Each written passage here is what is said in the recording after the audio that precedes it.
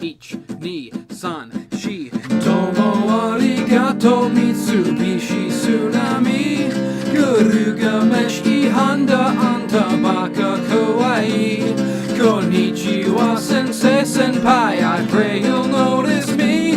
Cause I'm a righteous guy who loves my Japanese enemies. Yokozuna Sakura Ninja Gaiden Nipponichi Shigeru Miyamoto Tojo Ohio Kamikaze Sumo Sushi San Kokuna Tenshi no Yoni. Cause we're two gaijin besties who love Japanese enemies. Welcome to the third episode of the Pleeb The Weeb, the last one of this pilot set of episodes. The show where we watch anime and talk about it, and you decide who is the plebe and who is the weeb. And today we're joined by our very special guest, Ben Saint of Patreon.com. So I guess you'll be in the voting too. Sweet. We'll see who's maximum plebe, maximum weeb. We just watched a short 5-episode ONA called Planetarian. Good morning, children, and welcome to the Planetarian. We're going on a fascinating ride through the universe, so I want you to lean back in your chairs and get comfortable. This is stupid. And now I'm going to dim the lights and let the stars come out. Whoopee. Ben, you want to tell us about it? Absolutely, Digi. You know, as a starman myself, I was very deeply moved. I was deeply touched by this series. You know, I used to work at space camp, and I gave lectures about stars and stuff, and I told those very same stories that what's her name, Ho Chi Minh gave in this series. And so to see the, I mean, spoilers, later on when she shows her memories of the kids there, like talking about like how deeply they enjoyed like her presentation and stuff, it was very, oh man, it hit really close to home. But even beside that, even before all that, like right from the very beginning, just the whole situation, there's like a real quick setup, and right away you get the idea of like who this character is, this girl, and what she's doing there, and just it's so just drenched in pathos right from the get-go. And it just carries that all the way through. Yeah. Bear in mind, we save spoilers for later. Sorry. Not that you spoiled anything major. So the show takes place in like a post-apocalyptic setting where it just rains all the time. Very appropriately, it was raining all fucking day for us here. The main character is a junker who goes around collecting spare parts, stumbles into a planetarium where there's this robot girl. Jesse, you want to tell us about the robot girl? Well, take a drink, everyone. she's great. She's the best. She's really intimately into her planetarium, and she teaches the guy all this stuff. At first, he's annoyed with her, but then he starts coming around, realizing that she's cool as fuck, and he falls in love with the planets. He's just there on a job, right? Like he's just there to like collect whatever it is he collects, but whoa. I do have something to say, and it might get a little bit sloppy because I've been thinking, and I've been drinking. I think we can all agree that this show is a fantastic masterpiece, and it really came out of nowhere because I had never heard of it. I hadn't heard anyone talking about it, so it really surprised me. But that got me thinking. You know what I had heard a lot about? What people kept talking about? What they specifically kept requesting you to review? ReZero. You know, I shouldn't be surprised, but I am a little sickened at how you people demand mediocrity, because we just reviewed ReZero, and I was trying to be fair to it. I gave it a 5, and then I took it down to a 3, but I realized I was really too soft on it. I wasn't hard enough. That show deserves a fucking 0, and I'll tell you why, because this is what anime is capable of. This is a short, 5 episodes? A masterpiece, an emotional, no wasted minutes, whereas a show like ReZero is just a 26 episode, a slow slog through the swamps of poop. It's a poop show for poopy, stupid babies. And you people, you need it. You love it so much. You just needed to hear an opinion on it. You demand mediocrity. It's on the tip of your tongues. It's on the front of your minds. You need just a slow morphine drip of the most basic shit imaginable. The most basic, boring, And now nothing, breathe deep worthless as the crap. stars And slowly meanwhile, start a to true move masterpiece in like little this, I didn't do circles. anything about it. It just gets I annoying know to you think ignore planetariums and are boring, and that's but I'm what gonna try to it's change the way you think about that. trash. And you people should feel ashamed of yourselves because you're the ones who sustain this sick paradigm where the poop floats to the top and the gold sinks to the bottom. I'm ashamed of myself. Everyone who didn't know about this show is an idiot poop, and I'm more You love the because I didn't know about it, planetarium. but To be now I know without about the it. And now I planetarium spread the causes you gospel. There's horrible one pain. thing that I hope All that you we want can to do is get help the everyone watching planetarium the show thrive. and get more people talking about it than talking about Stupid ReZero, which is a poopy show for dumb idiot babies, and I hate them all. And that's all I got to say about that. This show definitely put ReZero to shame. Hey, look at this guy. Whoa! He's on All point. right, cameraman. Yeah, I mean, I will say Planetarian is based on a visual novel from 2004. I had heard a lot about the visual novel back in the day. I'd never heard of it. It's made by Key, the same people who made Air, Cannon, Clannad, Little Busters, Angel Beats. All very famous shows. You're both looking at me like, no, I don't know what any of What that the means. fuck is an anime? But Planetarian was a pretty like legendary visual novel for its feels, but like it took a long time to get adapted to anime, and it was interesting that they did it in a formula where each episode was however long it needed to be. Like the first episode's like 14 minutes, the second episode's like 13, then 21, then 17, then 24. Love that. That's something I've been asking for, like I wanted to see in anime very badly, and I talked about this in my best things happening in anime this decade video, that I want more anime that take advantage of the internet and the fact that you don't have to release everything in exactly 22-minute blocks on TV to, you know, experiment with how long a story can be. If ReZero had been 5 episodes long, it would have been a really good show, I think. yeah, it if could they have been cut a out great all story. the fucking bullshit in that story, it could have Yeah. been solid. I mean, like, just right off the bat, I mean, they don't bullshit you with like explaining the backstory or you just get it. Like you get in there and the guy is walking around in this dystopian, you know, post-apocalypse, and you just get it. You don't need. There's like one establishing shot of him running away from some security drones that are chasing after him. Just fucking. Yeah. Everything was so interesting. Like, I love when a guy in a show, I love the concept of like a robot just being taken as a matter of fact. Like, the show didn't spend too much time dwelling on this same old issue that's, you know, dwelled on in every science fiction show of like, oh, is this a real person? Does it have feelings? The guy just sort of is like, of course it's a real person. She's clearly got feelings. She's my robot friend, and now we're friends. And then Well, it's like he approaches it the way I think a normal person he's would definitely approach skeptical at first. Yeah, he's but like not overly skeptical. I mean, he knows the whole time that it's just a robot, but he nevertheless develops genuine feelings for it. Like, you know, it displays all these emotions, and it seems to have, you know, a deep inner life that he comes to care about over the course of a couple episodes, and you just get it. And I think it says something without outright saying it that's pretty clever about if we had actual androids and robots and AI, how we would treat them, because there is, like, at first sort of a condescending tone that he gives her, and even when she goes into her own memories of her creators, even her creators sort of infantilize her and coddle her the way one would a child. And they're not bad people for doing it, but they're treating her like they would a real person, which is to, you know, not want to hurt her feelings and tell her how scary the world is. Yeah, her creators are, I mean, like, can I get into spoilers?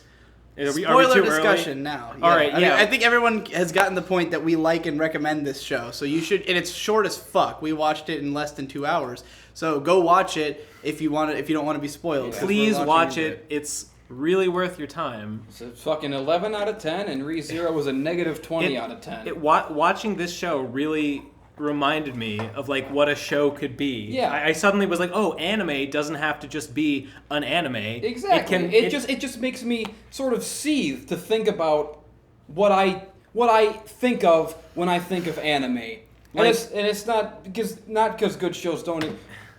Because ReZero has... Anime can aspire to more, and I think this show did, and it reached. I mean, it wasn't perfect, but it did more in its 5 episodes than ReZero ever did, and fuck ReZero. I mean, fuck it. Yeah. This is the ReZero review part 2. We found a better show. We totally stick did. that up your ass and smoke it. Like when she asks, okay, he tells her to pray because she asks for something that is unlikely, and she says, "What God should I pray to?"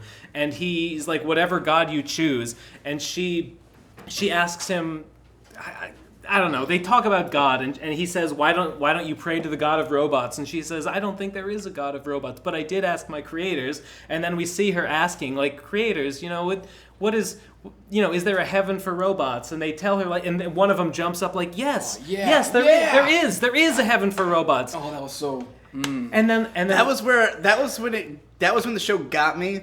Like, up until that point, it had me before that. We had this cute robot girl, and like.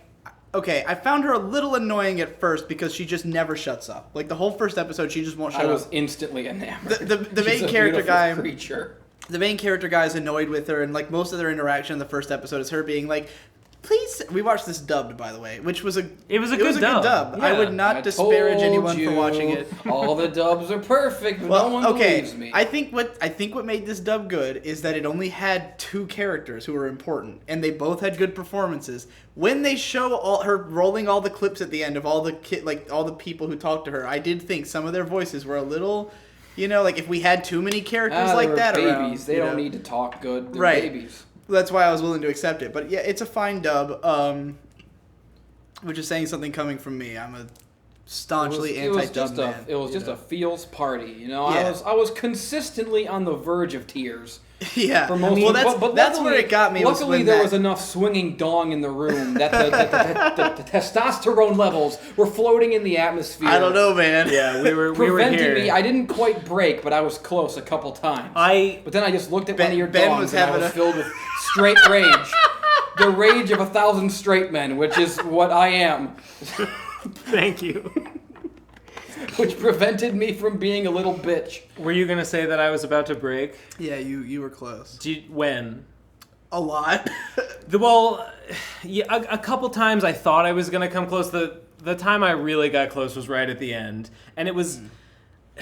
Yeah, it was right at the end, right when, I knew that it was building to this, and this was the moment that was supposed to make me cry, and right. I knew it, but it still worked. Yeah. I was still almost got there. My lip was.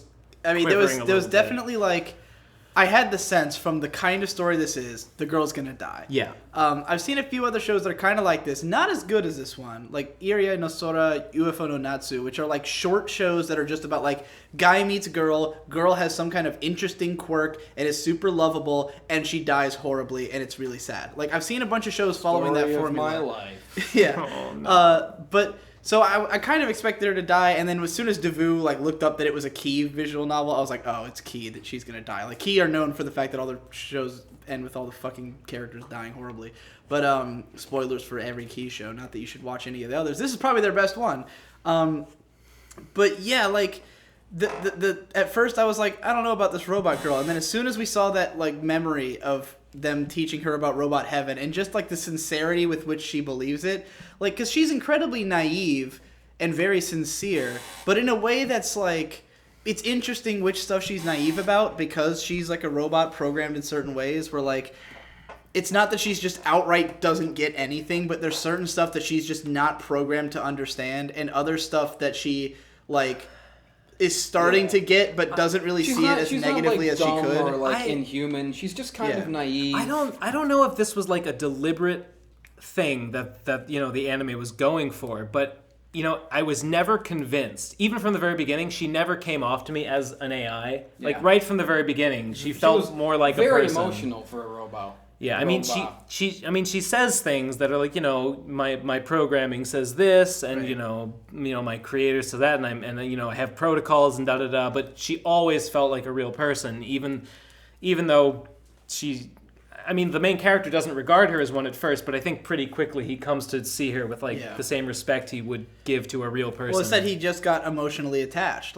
He didn't care at all at first, and then as soon as he I think probably with the Robot Heaven story, there's a moment where you can clearly tell he's like, "Oh, well, I'm in now." I'm in. And then episode 3 is what really sells the whole thing, which is just this. And another thing that's special about this show is that it's so small. It's so small. It's so small. Yes. Yeah. Honestly, I wish it were smaller. I think it could have been even smaller. Yeah, I think the last 2 episodes. It's so small you can't even see it. A libertarian government. It's an anime for ants. The first 3 episodes are all about the main character. He comes in and he meets this robot girl and discovers what she's been doing with her life ever since civilization ended. She's just been kind of living out her. It's kind of like WALL-E. She's just sort of living out her programming. A lolly-wally. A lolly-wally. Well, she's a little too old for that. Shut up! It's a good joke.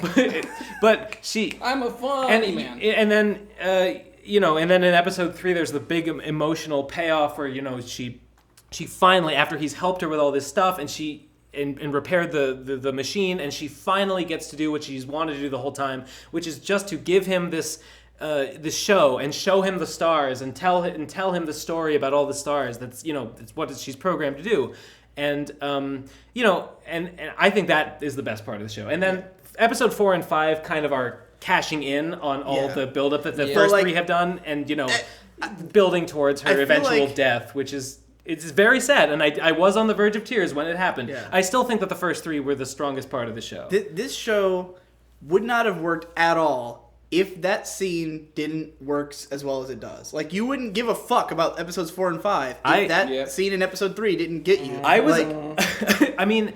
Okay, the whole conceit of the show is that she is a very pedestrian robot, right? She is designed to do a very pedestrian function, which is to just deliver a speech and just entertain customers and talking about the stars. What really almost got me was her going through the motions and standing by the entrance and going through her "Welcome to the Planetarium" spiel.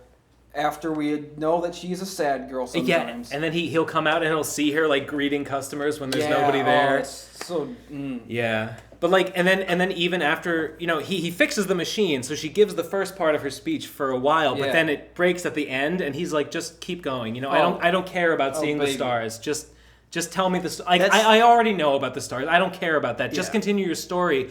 I want to hear what you say. That's where it connected with me is when just that she's doing the thing, she's presenting the thing, and it's already interesting, right? Because it's the planetarium, it's beautiful, she's giving the story, and then there's the moment when he's looking up and he's enraptured in the story, and then he looks down at her and he sees her gesturing all dramatically, and you didn't know that was happening, and you look at her and you realize that in order to communicate so vividly, she's full on acting out there. For the first part, you just hear the narration with the star show, what a normal customer would be seeing. They'd be looking up at the stars and listening to the narration, but then at the end, you look down and you see the robot actually. And it was the way that the guy it out.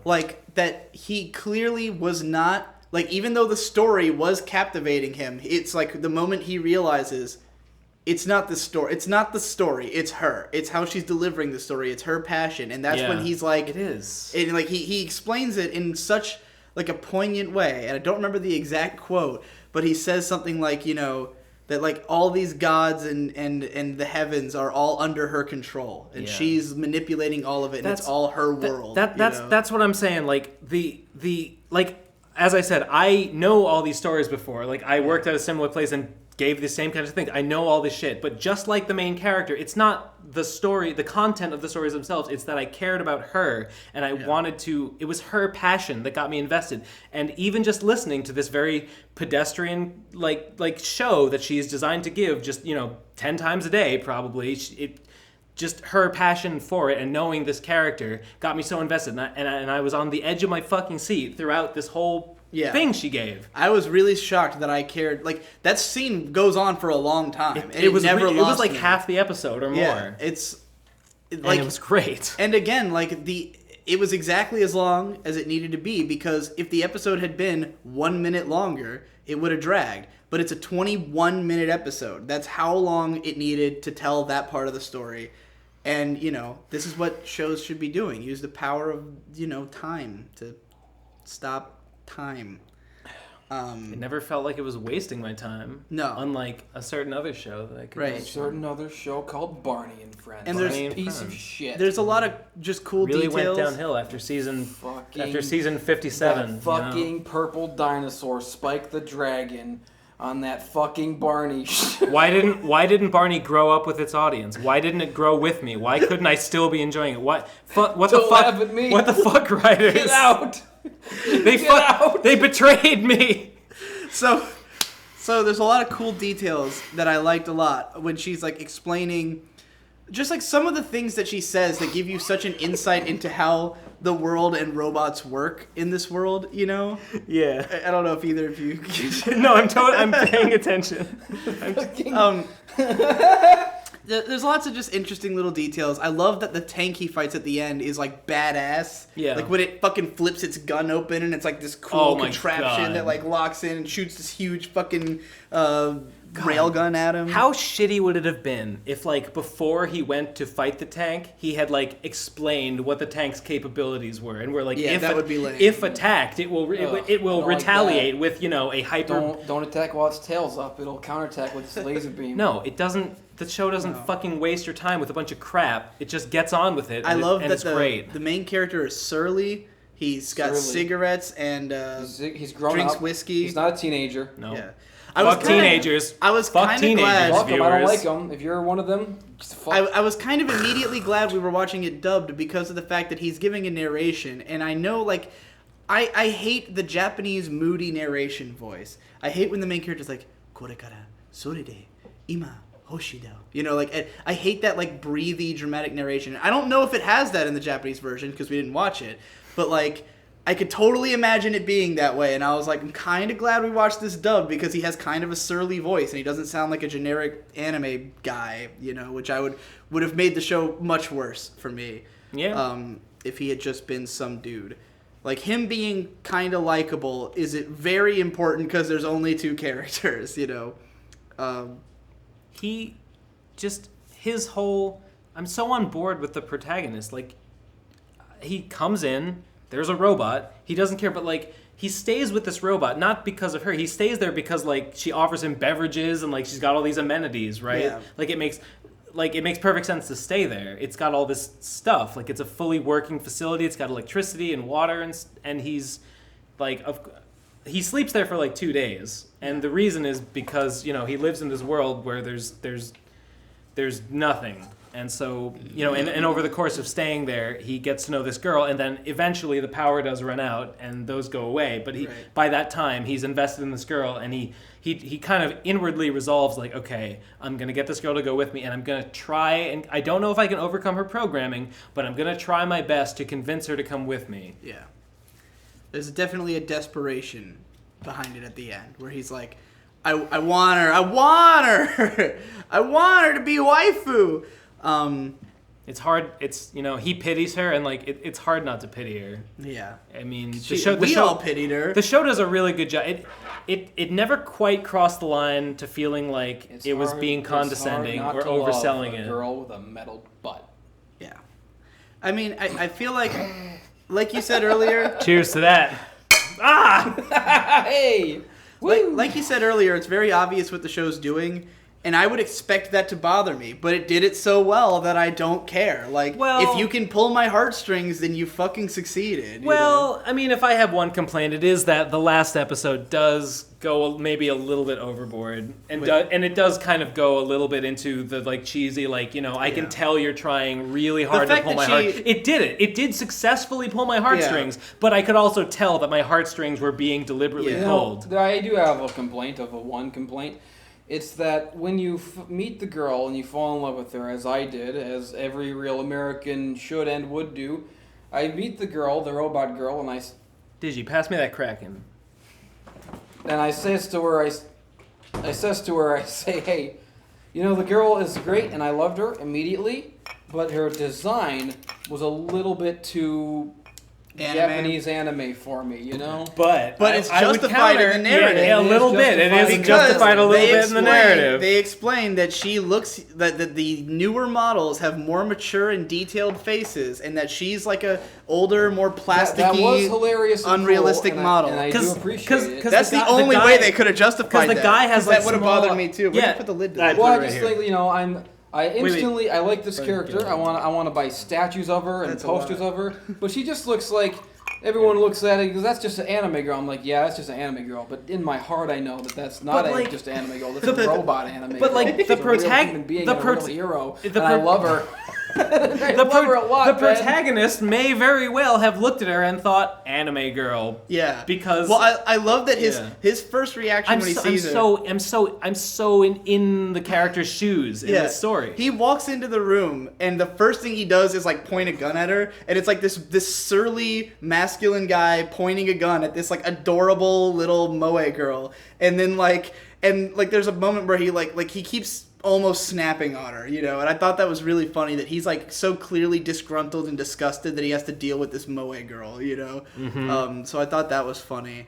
I mean, okay, that is kind of funny. They do sort of try to justify it with a couple of flashbacks where, like, the guy's mentor tells him, like, you know, if you see a robot, don't believe it, even if it's nice to you. I want to know how he knew. I want to know what that story was. Did he just go in and see her and be like, He was fuck raped off? by a robot butler. He As a I mean, small he was child. older. He probably came from, like, the older world where there were Right. these AIs sort of, like, running Well, around I as had- part of normal I society. had the impression that he had talked to her specifically. Like, he'd been to that town and talked to her. I think it's probably just that she was sort of a common thing in 'cause- society before the world ended, he and so he said- was familiar with he the said sort spe- of thing that she He said is. the worst part about raiding that town was having that robot follow me around all day. Did he say specifically that robot? Like, he said that town, like the worst part of that town was having a robot follow me around all day.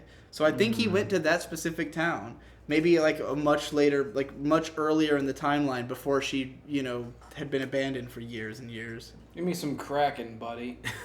If it was Break me off a piece of that kick crack bar. If it was the very same robot, I would find that pretty cheesy and kind of dumb. So I'm not entirely sure. I hope that it wasn't like there's just this one robot who is Nobody informed Ben. who's particularly nice and kind. I don't want that to be the case.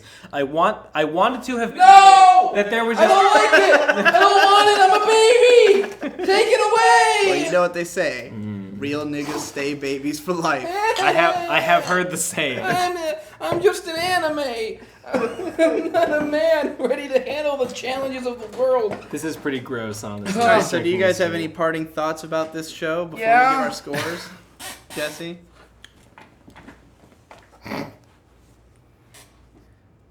Planetarium gets a 10 out of 10 because it's a great show. It's good.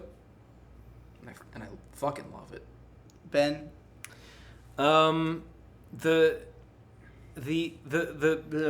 characterization and the build up and the establishing first 3 episodes are the best part. The final 2, they're not bad, but they're a little predictable. You know, you can tell what's gonna happen, and you know, as I said, you can tell it's pulling your heartstrings. I found it was a little cheesy, but it was still effective. I would give it a strong 8 to a light 9. I had a good time with it. There wasn't so much going on in it, really. I mean, there's a core emotional story that was done well and is emotional. I don't know if I could give it more than a strong 7 to a light 8. Whoa! What the fuck? Look at these. What the fuck? What the fuck are you talking about? I thought we were all on I board with thought this. That's a really good score! It's not that not a good. really It's not good good score. enough, That's dude. all- that's- Well, this wasn't a lot of things. Evangelion, was it? It basically It was, kind as of far as I'm was. concerned. It was, you know, As far as I'm concerned, for what it was, within its 5 episodes, this show did more in 5 episodes than most animes do in a fucking lifetime, and I can't fucking believe everything.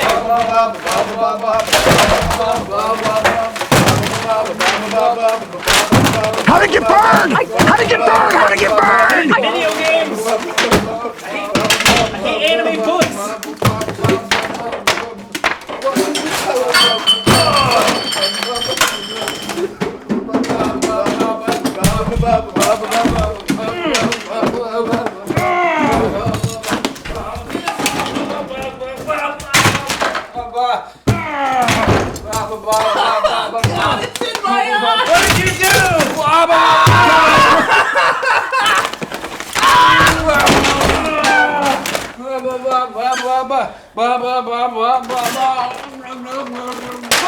Holy shit.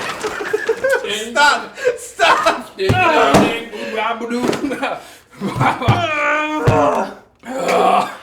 We went overboard. We went way overboard. Ding ding dong, ding ding dong. God. What have I done? Planetarium. Take a seat. Planetarian. Just enjoy the show. Anime is a Japanese colloquialism which comes from shortening the word animation. For the most part in Japanese, anime is synonymous with animation of any kind. Anime is a Japanese colloquialism. Japanese colloquialism. Japanese colloquialism. Japanese colloquialism. Japanese colloquialism. Japanese colloquialism. Anime is a Japanese colloquialism. Japanese colloquialism. Japanese colloquialism. Japanese colloquialism. Japanese colloquialism. Japanese colloquialism. Anime is a Japanese colloquialism. Japanese colloquialism. Japanese colloquialism. Japanese colloquialism.